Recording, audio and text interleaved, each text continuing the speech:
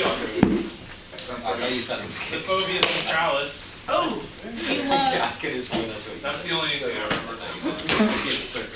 Does your cup say hair? Alright. You're on page 181. Open your books to 181. You filming, Eliza? You got it? I am, yes. Nice.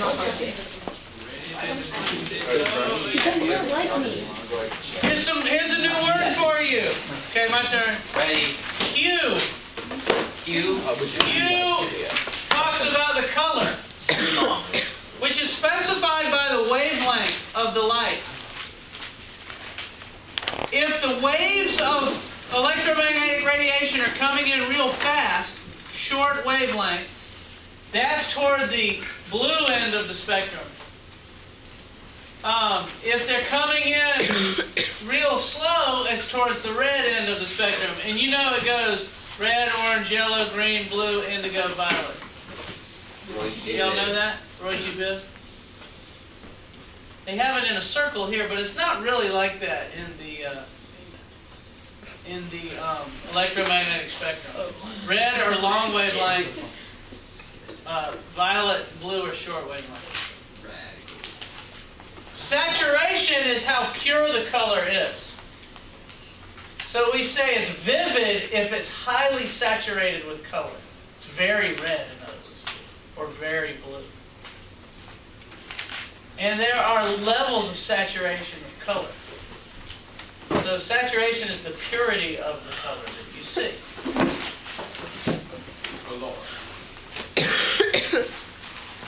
Brightness is how bright it is. These are all different brightnesses of red, but here you can barely see it because there's not much red at all, and here there's a lot of it. You combine hue and saturation and brightness to get the colors, to get what you're seeing. So brightness, saturation, and hue are the three aspects of vision. Now, how your eye actually works, I'm going to skip this slide and just show you the eyeball. You're going to have to memorize the parts of the eye. We actually have eye models in there in anatomy, those of you who are in anatomy. Oh, boy. But here we go. There's an outer covering of the eye called the cornea that's clear. And it's for protection. And it also focuses or turns the light rays a little bit, and it gradually goes from clear right here to white right here. It's the white part of the eye, which is called the sclera on the outside. And then below that, there's kind of an open area here that's full of fluid. It's kind of a viscous fluid. And then there's this muscle here called the iris. That's the colored part of your eye. And it's actually a muscle that when the muscle contracts, the iris closes and lets less light in, and it can open to let more light in. So it's a circular band of muscles is what it is. And that opening where the light goes through, that's called the pupil. And so if your iris is real open, that means your eyes are dilated. And if your iris is real closed, that means it's constricted. Psychologically, your iris dilates to things that you like, and it constricts to things that you don't. So if you see like maggots or something like that, something that disgusts you, your eyes will constrict. I always use that to my advantage when I go up and talk to a woman that I want to meet. I look at her pupils. If they're constricted, she doesn't like me. She doesn't think I'm good looking. And if they're real dilated, that means she likes what she sees. And I continue to throw my game around. Here's the lens. The lens focuses the light that hits it. Listen. Focuses the light, and so that all the light rays meet on the back of the eye here. This is the back of the eye. It's called the retina. The retina consists of about 30 million neurons. They have special names. They're called rods and cones. The rods sense light and dark and movement. They're really good at sensing light, dark, and movement. And the rods are basically everywhere on the back of your eye. Color is sensed by the cones. And the cones are located at the fovea right here. Most of the cones are all in that one area.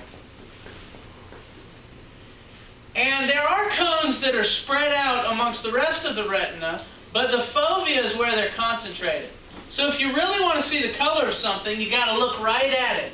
Because when you're looking right at something, the light is focused on the fovea. But if you're looking out of the corner of your eye, the light from the corners of your eye are focused elsewhere on the retina. The fovea contains this huge concentration of cones. Cones are real good at seeing detail. You might be able to read that word from where you're sitting, right? Can you read it? What's it say? Cytokine. Okay. Now do me a favor. I want you to keep looking at the word cytokine. Okay. And I'm going to write another word over here, but I want you to look there, and you probably will not be able to read this word that I'm writing if you keep staring at cytokine. No cheating.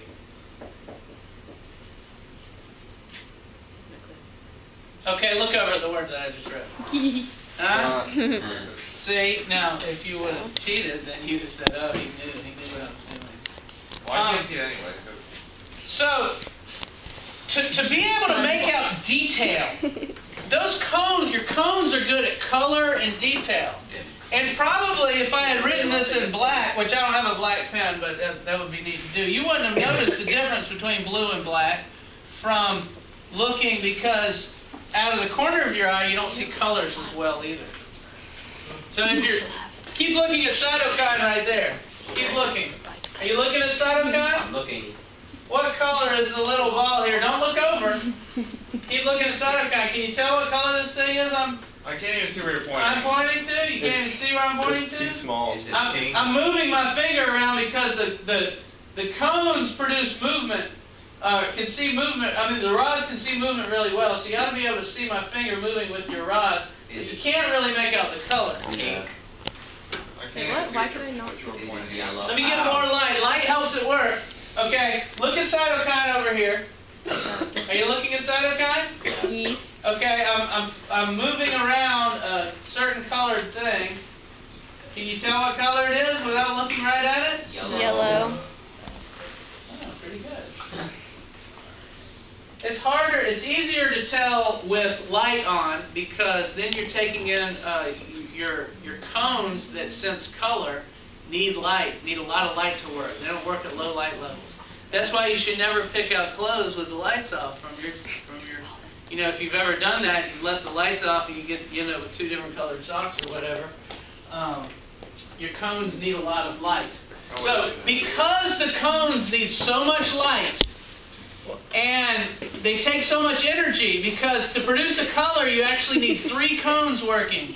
You have red cones, blue cones, and green cones, and they have to work together to produce whatever color you want.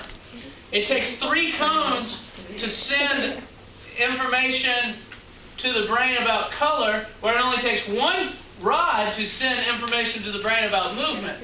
So what evolution has done is it's put just the cones, just concentrated them in this area, and then your ability to move your eyes around to focus the light on something over here. So if you want some detail, if you want to figure out the detail in the color, you just you just turn your gaze. And all the other rods are left to get you, to tell you, so you can figure out what to focus your eyes on. Very interesting setup. There's the optic nerve. That takes all the information to the brain from all these rods and cones. So all of them are sending information to your brain constantly. And then remember, there's 30 million of them. So there's 30 million nerve signals going to your brain every 20th of a second. A new signal is sent by these things. So they're doing that all day. And then, you just close your eyes and stop doing it. A little of this. thought that 30 frames per second was the limit for eyes not to see a picture. Maybe. I have a question, it is, Mr. it Miller. is 30. Maybe it's 30 frames per Okay. second. That's as fast as your information can be sent to your brain, so that's all you need. Yeah. Why do you like have pressure on your eyes or whatever? Why do you see colors or brightness? That's probably because there's fluid here, and if you push on this, that fluid pushes on this, and that pushes on this, and then it pushes on the nerve signals and gets the signal to fire. I'm guessing. I don't even know. Good guess. But it sounds reasonable. So if you can get those nerves to fire by agitating them as Why well wouldn't as you light. see real things then instead of just colors? Oh, do you see real things when you No, push them? no. That's what I'm saying. I'm saying why don't you? Are you seeing things right now, Lisa? Well, because a real thing requires a very definite outline of, and when you're pushing, you're not getting a definite outline. You're just activating randomly some of it. Yeah. Do other animals see like other things in a higher frame per second? Eagles, like birds. Yeah, birds might have more than ours. Flies see at a higher frame rate, and that's why it's hard to sneak up on them. They don't have exactly the same. A lot of that is done in the brain, though, not in the eyes themselves. So I don't know. That's a good question. I don't know if birds have real good vision. Seeing in higher frames per second, how would that affect? Like, It would be like everything's in slow motion. How does that work? Are you experiencing them at a slower rate? Not like like in your head, not obviously physically. you but still like, produce it so quickly. is the fly experiencing stuff at a slower Yes, the fly. Basically, time is moving process it, slower or they can- for the fly because it's got more Okay. frames per second, and it can react faster. There's an interesting hypothesis. Listen, this is a good psychology experiment. Some grad students did this experiment because they thought adrenaline. People report that when they get a surge of adrenaline, everything seems to be moving in slow motion to them. They were like, well, this car came out of nowhere and it was coming at me, and then all of a sudden everything seemed to be moving in slow motion. And they thought that maybe adrenaline was causing the brain to work faster visually, and so that makes it seem like everything's moving slower and you have more time to make decisions. And they thought that could be caused by adrenaline. So what they did was they got these people, they got a stopwatch. And when you start it, the numbers move so fast that you can't make them out. It just looks like 8s. You see what I'm saying? Mm-hmm. And they got those numbers moving just fast enough where you couldn't make them out. And they'd show the people, they'd say, what do those numbers say? And they just say, well, it just said 8s, you know. And then they got the people to take these little watches with them, and they got up and they were on a bungee jump platform, right? And they bungee jump, and then they tried to read the numbers on the clock. And some of them could when they were in the air. And they had some clock, to know if they could really read the numbers, they had some clocks were just flashing odd numbers, and the other clocks were just flashing even numbers. And the people would say, could you read it when you were jumping in the air with bungee? And they'd say, yeah. And they'd say, well, what numbers did you read? To check to see if the people were lying, you see. And if they were telling them, I saw a 5 and a 7 and a 9, and they actually did have the odd clock, then they were telling the truth, you see. Isn't that interesting? Did it work? Yeah, it worked. Stop doing that, sir. So adrenaline can do that for you. It can speed up the rate at which you're seeing. And so time does actually move slower. Isn't that a cool experiment? It's interesting that the image that you see is flipped upside down. That it comes in, here's a pin, if you're looking at it, the top of the pin goes toward the bottom of the retina, and the bottom of the pin goes toward the top of the retina. So it's actually flipped upside down on your retina, and then the signals go to your brain, and your brain flips everything back right side up for you. So you're actually seeing things upside down, but your brain is making an adjustment. Isn't that cool? So if you flip your head upside down, your brain is actually flipping it upside down. And if you do like this, you're actually... Yeah, your brain's flipping it upside down again. Another cool experiment a guy did. He took these glasses that flip everything upside down, and he wore them. And he learned how to do things with these glasses on. It was like goggles. And he wore, it's like a scuba mask almost. And he wore that thing for weeks. and he learned how to do everything upside down. And after a while, it seemed normal to him. Like his brain flipped everything around. It took a few weeks of wearing these things. And then he took them off, and everything was upside down for him. And it took a few days to come back for his brain to switch it back around. But he had written in his journal that he was scared he might have screwed himself up forever. He figured it would turn back right side up, but he wasn't positive. Did it screw up forever? No, it came back. Just back in a couple days. Isn't that interesting? There is a spot in your vision called the blind spot.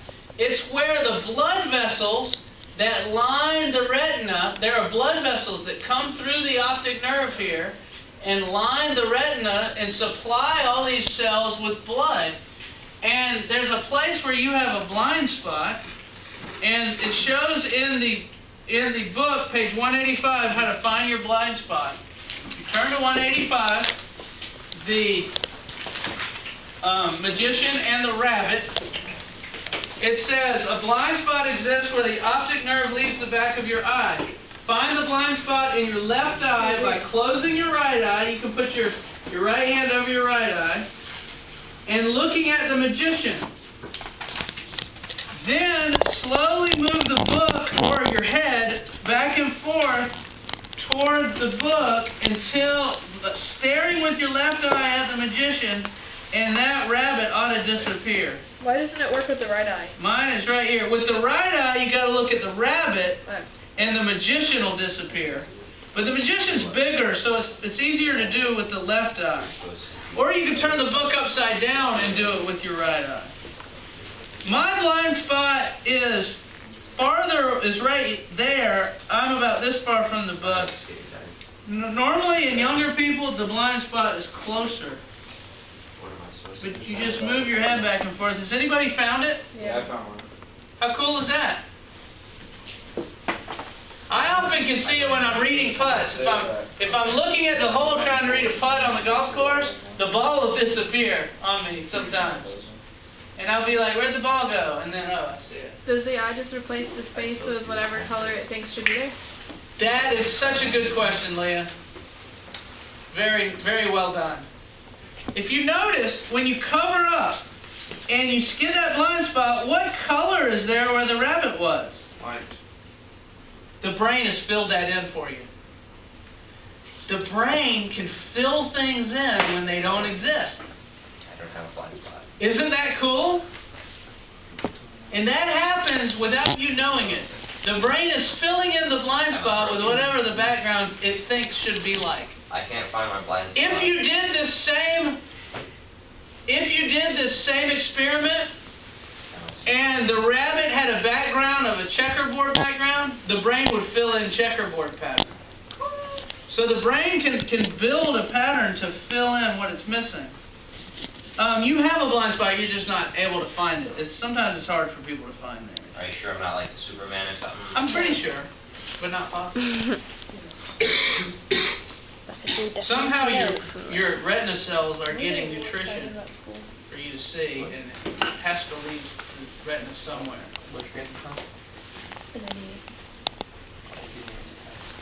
Here's some video footage.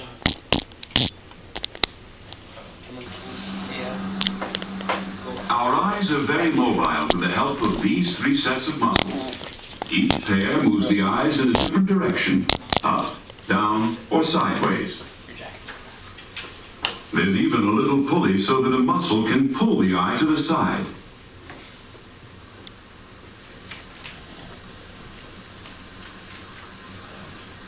Inside the eye, there's a succession of components to help us analyze the light and the information it carries. The light enters from the left and passes through the cornea and then the lens. This helps to focus the light on a layer of cells that lines the inside of the eyeball. This is the retina, the orange-colored layer covered with a network of blood vessels. The patterns of light are carried from the retina to the brain in the optic nerve on the right.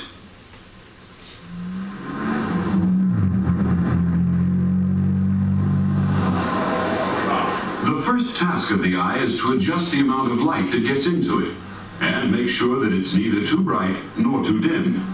In a situation like this, going from sunlight to shade can produce variations in intensity of many thousands of times. The amount of light is controlled by the iris, the colored area around the pupil, that black hole in the middle of the eye. Depending on the brightness of the light that falls on the eye, the pupil will get larger or smaller. And this change happens very quickly. The iris is able to respond immediately to the moment-by-moment changes in brightness that happen at a time like this. These rapid variations in size are due to the action of two sets of tiny muscles. Here we're looking at them from inside the eye.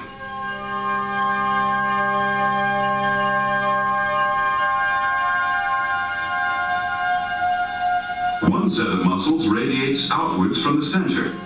When they contract, they make the pupil bigger. This happens in dim light.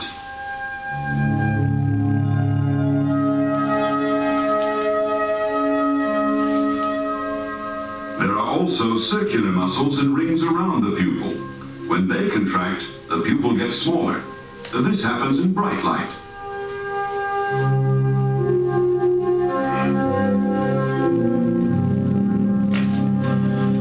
As well as responding to light, these muscles appear to react to emotional images. The pupil dilates when we see something attractive and constricts to unpleasant images.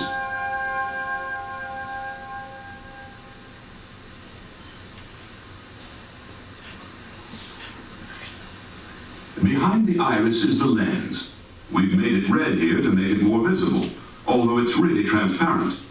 By a simple change of shape, it can bring an image into focus on the retina, the projection screen for pictures of our world.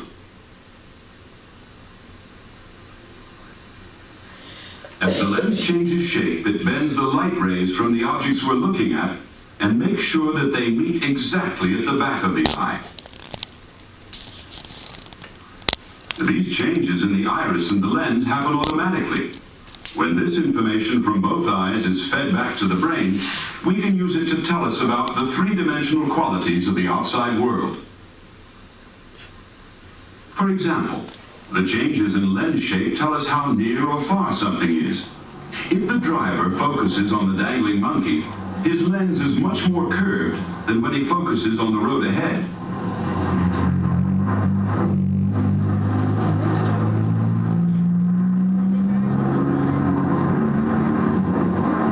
So all the information from our complex visual world travels through the pupil and the lens of the eye to arrive eventually on the retina.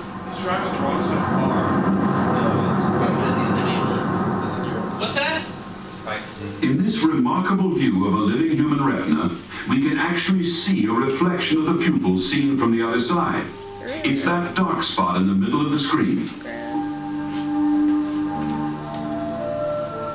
The retina is only the size of a postage stamp, and yet it has to receive and pass on all the color, brightness, and sharpness of everything we can see. One surprising feature of the retina is that its surface is covered with blood vessels and nerve cells, and yet somehow the brain is able to ignore the obstructions. Otherwise, we'd see the world like this.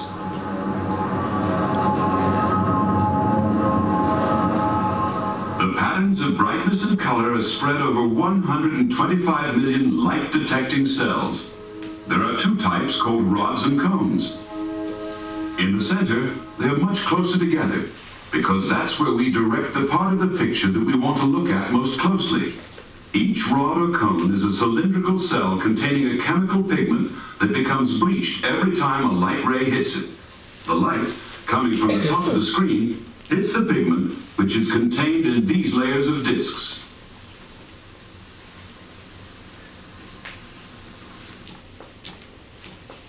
I cut it off there, it goes on, but anyway. Your vision is not a camera. You break down what you see, and then it's rebuilt in the brain. And you don't store the memories like a camera stores a picture. You can't recreate something you've seen exactly from memory. it says some cells respond to horizontal lines, some cells respond to vertical lines, some cells respond to circles or spirals or something shaped like a face. There are different cells that respond to different things. So it gets pretty, what's the word I'm looking for? Not easy. It gets pretty complicated. Thank you.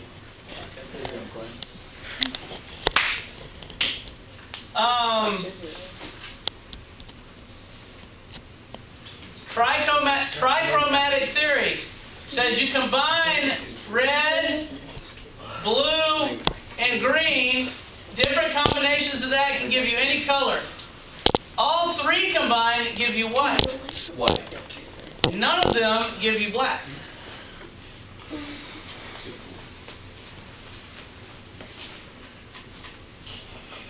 And there's also something that goes on in the brain called opponent process. Each color has an opposite. And when one color comes in, its opposite is reduced. And we can show this by the bottom of page 186. I want you to look at this heart here. Is this heart? Opponent process cells that switch on or off in response to green send an opposite message, red, when the green is removed, producing a negative afterimage. Stare at the black dot in the middle of this heart for 20 seconds. Then shift your gaze to a white piece of paper or a white wall. I'm going to erase the board here so you can look at it.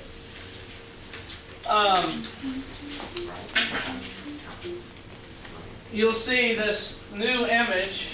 It's pretty cool looking. I'm going to erase the board up here. Keep focused on the black dot.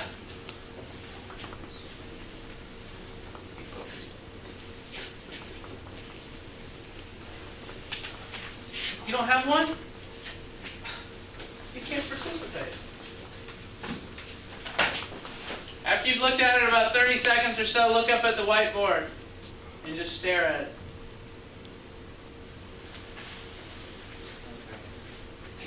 You get nothing? I don't believe it. I don't believe it either. It turns purple and orange. No one get anything? I did. Nothing? What's wrong with y'all? It's your heart. My brain is dead. Too far away. Then look at the side of your book. Yeah. It's easier to look at you. No, you can see it's just huge. Yeah, it's big. It's going to be big. I want to be What'd you say? You actually gotta stare at it. Okay, let's do it with this. Stare at the red dot in the middle of the board. Where's the red dot? In the middle of the board. Right there. Stare at that. Stabby. Keep staring. Am I allowed to blink? Yeah, you can blink. Harsh rules. And then I'm going to make the board white suddenly. We're going to be out of scary picture next. Are you ready? Oh yeah. I saw it. Yeah, I see a white, red. There should be a background of a American flag. You have to blink. Yeah, red, white, and blue. But when you try to focus on it, it goes away. I'm proud to be an Close. American. Look on the board. It should We're not. That. Even though we are. I see it. should still be there if you look at the board. Yeah, it's fading. But you're not trying to look at the board. It's you're still just there. kind It's of still trying to- there. It's like Pokemon game. I can see it. Sideways. Yeah, I still No, see I it. thought What do y'all see here? Oops, I'm sorry. A flag. So what basically happens when you're looking at Don't try to focus on it exactly. when you're looking at yellow, the opposite of yellow is blue. So when yellow is hitting your retina, the yellow signal is being fired and the blue signal is being stopped. We call that opponent process. So when you convert to a white image, the blue is not being stopped anymore, so you see blue. The blue starts firing again. That's interesting. Yeah. What do you see here? 9 dots. You see, are they arranged in any certain way? Yes. Yeah. Do you see 3 columns of dots? Yes. Usually say you see 3 columns of dots instead of 3 rows of dots because they're closer together column-wise. And we organize nearby objects together. So we organize those together and those together and those together. Over here, you might say you see 3 rows because you organize similar things together. So those are similar, so we'll put them together. Those are similar, and those are similar. How about here? How many lines do you see? 2 lines crossing over one another? That's what most people would say. But We organize lines to memorize abrupt changes. Thus, you should see the curved line as 1 with a straight diagonal line cutting through it, instead of saying you see maybe a line coming off there and a line coming off there, or something like that. You want to continue what you're looking at. And you can easily close things up to say, okay, that's a box. I mean, there's a little thing missing, but there's a box here. We like to create whole figures whenever possible. Don't do that. These are part of what we call Gestalt principles. Describe the brain's organization. The brain organizes things as well as it can. It takes information and tries to organize it. You see angels or devils there? I see bats. Oh, So wow. if you see angels, you're good, and if you see devils, you're bad. I see saw both. bats. See devils. You can see both, but you kind of have to look at it 2 different ways. Oh, I see the angels. Isn't that now. cool? There's an angel. The angel's in white, and the devil is in black. I'd say that's a bat, though. It looks like a bat. How do you tell how far something is away? Wow. Size. That's how I feel. By the smallness it is. We can tell that this one is further away than this one because this one's covering up that one. That's called interposition. We can tell that these things are close and those things are far because these things are moving fast and those things are moving slow. We're obviously in a train or something that's moving along, a car, and taking a picture from that. That's called motion parallax. These are cues to depth. Relative size. Are there little tiny people here and big people here? No, they're all probably near the same size. It's just those guys are farther away than these guys that are up close. Relative clarity. Because these things are cloudy, harder to see, they're farther away. There must be stuff in the air between us. Texture gradient. You notice all the flowers that are farther away kind of blend into one color. For all the ones that are nearby, you can see there's space between them. We call that texture gradient. That's a way to tell if things are far away or close. These are all ways of sensing depth. Linear perspective. All lines come to a point in the distance. Oh, God. That's called linear perspective. You ever do perspective drawings in art? Yeah. Are those fun? Yeah. I got my first F in art on a perspective drawing. Do you have a drawing? Yeah, I had to redo it. So bad. Has that door actually changed? No, somebody just opened it. So you have what's in your brain keeps a shape constancy. It keeps the shape of what the door is in mind, even if it's being manipulated. You know, this door you can see it's open, but if I turn it where you're looking straight on it, it's just a thin line. But your brain keeps the shape of the door as rectangular and doesn't think it's turned into a thin line. Good afternoon. Would the varsity math team please meet in Miss Boatwright's room at 3:10 today? Thank you. Good luck and go night. And Leland. And Willie. And Olivia. And Claire. And And Claire. Olivia. And McLean.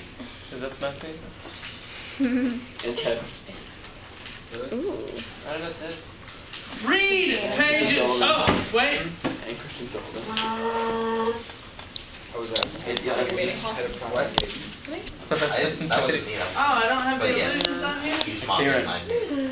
Aaron. You okay? I'll see you later. What happened? That guy in a little coat. That guy in a little coat. What do you have to ask me? Here we go. This is interesting. This is called the molar-liar illusion. Molar. Are you good? What? What? Listen up. Which line looks bigger, the left one or the right one? You've seen this before, so you say they're the same, but it looks like the right line is longer than the left. You can actually measure them out and see they're the same. And the reason why that is your brain makes this line seem longer. And why it does that is because we are used to living in rooms that have corners. And usually, if you see this set of lines, that means it's a corner at the far side of the room. And it's probably far away. And if you see a set of lines that looks like this, that means it's the corner of a building that's sticking out towards you. And so your brain changes the image a little bit for you. It says, okay, that set of lines means it's farther away, it's in the corner of the room. And this set of lines means it's coming out at us, it's close to us.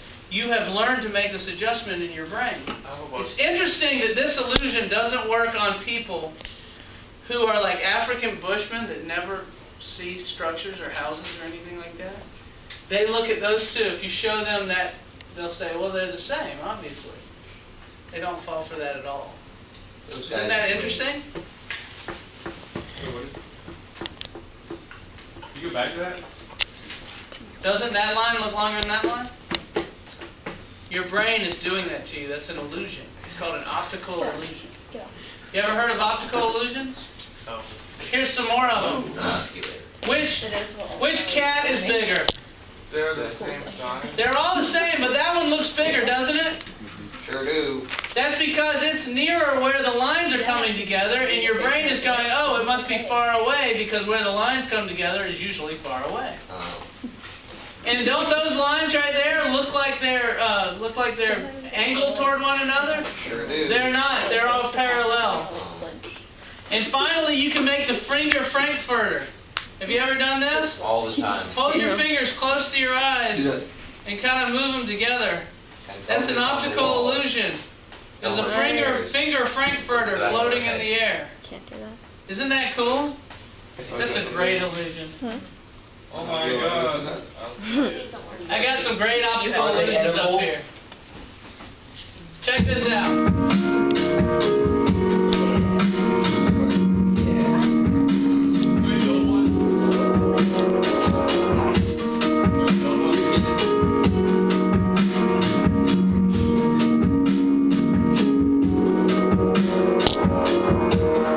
Those the same size?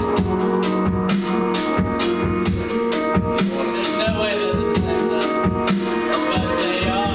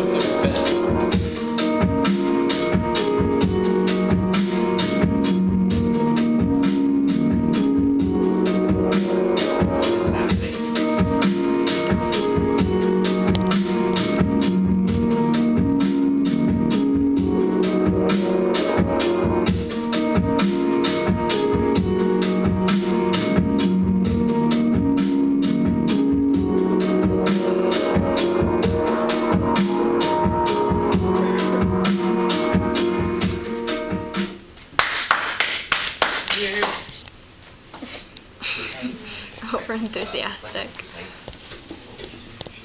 I can't ask you. Mr. You ever notice the moon is real big when it's on the horizon? No. That's an illusion. The moon doesn't change size through the night.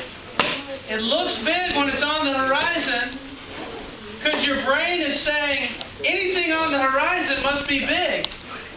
I can't ask you for all. So your brain makes the moon look bigger when it's on the horizon. You can prove this. If you hold your hand at arm's length and hold your pinky up, the moon is about the size of your little pinky nail held at arm's length. That's as big as the moon ever is.